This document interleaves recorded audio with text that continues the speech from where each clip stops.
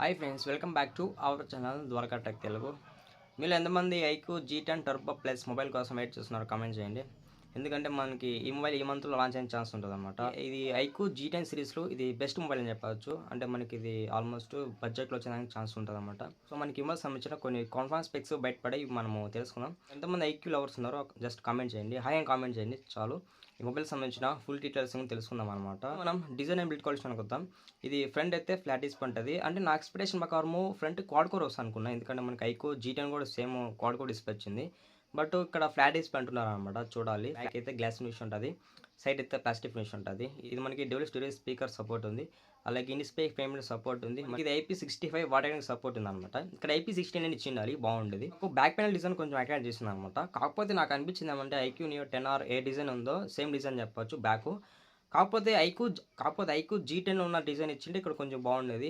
Display అనుకుందాం. ఇది 6.70 inch ఇచ్చేసి 1.5K AMOLED డిస్ప్లే మీద రాబోతుంది. 144 Hz రిఫ్రెష్ సపోర్ట్ చేస్తామని చెప్తున్నారు. ఇది ఎంతవరకు రియల్ తెలియదు. మనకి 1 బిలియన్ కలర్స్ ఉన్నాయి, HDR10 సపోర్ట్ ఉంది. ఇందులో మనకి 5000 నిట్స్ వరకు పీప్ బ్రైట్నెస్ సపోర్ట్ ఉంది అనమాట. అసలు ఎక్కువ బ్రైట్నెస్ మేజర్ మనకి ఐక్యూ కానీ వివో కానీ బ్రైట్నెస్ మీద ఎక్కువ ఫోకస్ చేస్తారనమాట. అది ఏ మొబైల్ అని చూడొచ్చు.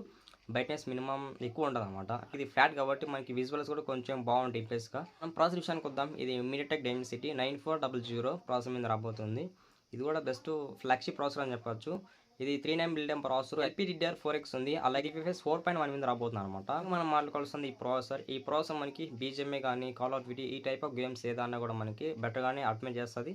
మనకి బెటర్గానే గేమ్ ఎక్స్పీరియన్స్ కూడా అయితే ఉంటుందని చెప్పొచ్చు. ఇంకా సాఫ్ట్వేర్ విషయానికి వద్దాం. ఇది Android 15 రాబోతుంది, అలాగే ఫ్రంట్ టచ్ OS 15 రాబోతుంది చెప్పొచ్చు. యాక్చువల్ మనకి ఐక్యూలో UI బాగుంటుంది అనమాట. ఈ ప్రాసెసర్ మల్టీ టాస్కింగ్ అలాగే డే టు డే యూజింగ్ బాగుంటుంది అనమాట. ఇంకా కెమెరా విషయానికి వద్దాం. ఇది మనకి డ్యూయల్ కెమెరా సెటప్ ఉంది, అలాగే ఒక ఫ్లాష్ ఉందని చెప్పొచ్చు. మెయిన్ కెమెరా 50 MP ఇచ్చారు.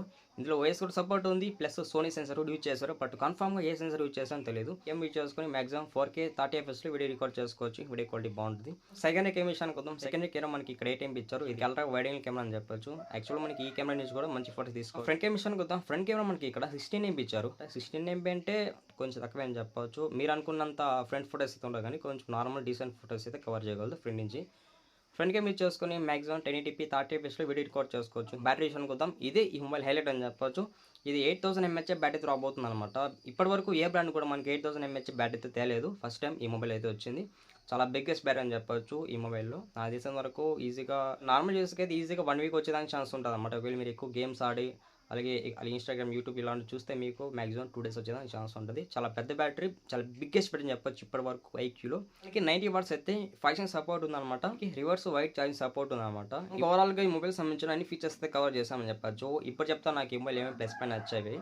ఫస్ట్ చెప్పుకోవాల్సిన బ్యాటరీ. ఇప్పటి వరకు మనకి ఏ బ్రాండ్ కూడా 8000 mAh బ్యాటరీ తెచ్చింది లేదు. ఫస్ట్ టైం మనకి ఐక్యూ G10 టర్బో ప్లస్లో ఈ మొబైల్లో మనకి ఇంత బ్యాటరీ రాబోతుంది అనమాట. మనకి ఆల్మోస్ట్ మొబైల్ లాంచ్ అయినా కానీ ఇవే స్పెక్స్ అయితే ఉంటాయని చెప్పొచ్చు. ఇవి నేను రీసెర్చ్ చేసి మీకు చెప్తున్నాను అనమాట.